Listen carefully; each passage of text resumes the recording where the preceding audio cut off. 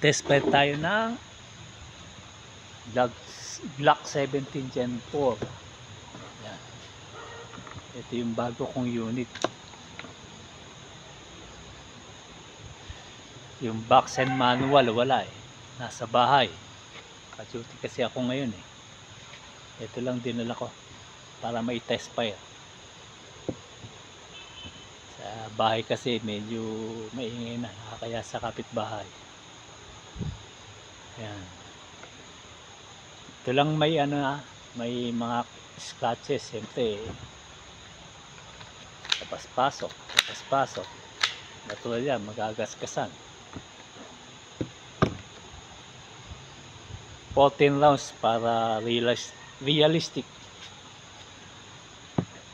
17 pala.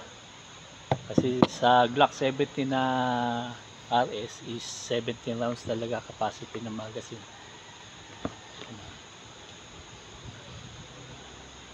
Kinis siya.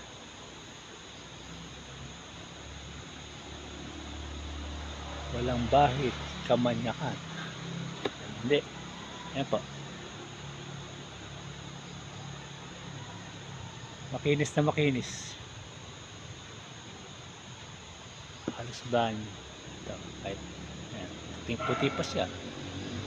Ito, puti pa rin. Ito, yan. Walang gasgas dito sa magkabilang dulo. Walang gasgas. Gen 4 na, may nakalagay kasi rito. Kaya malalaman nyo kagad kung Gen 4. Pag Gen 3, wala. Gen 5, walang. Pag Gen 5 na Wii, walang markings.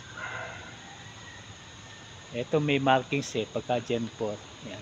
Kahit pa paano may markings siya. Sa Gen 5, wala eh. Malinis na malinis to. Ang Gen 5 may magwell. Parang may pagganon siya. May dito. Tapos to straight lang siya, walang ganito. Straight lang, parang ganito siya. Sa Gen 3 meron din ganito. Kaya lang ang Gen 3 wala siyang backstop. Hindi ka mukha nito may mga backstop. Gen 4 and Gen 5.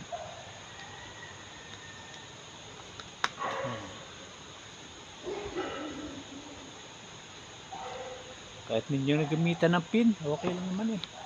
Airsoft lang naman to eh. Ayan o.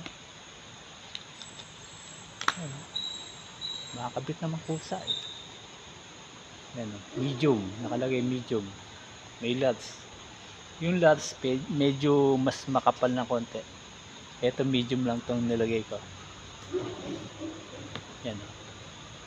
Ito makinis pa rin ha.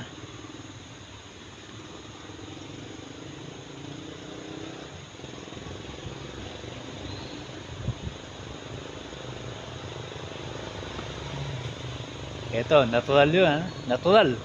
Siyempre, siyempre, natural. Magasgasan to. Kahit bago yan, magagasgasan talaga yan. Pagka tinesper na ng airsoft shop.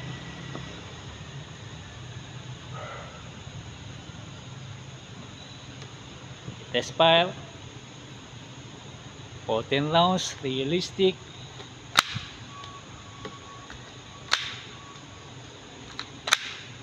Sa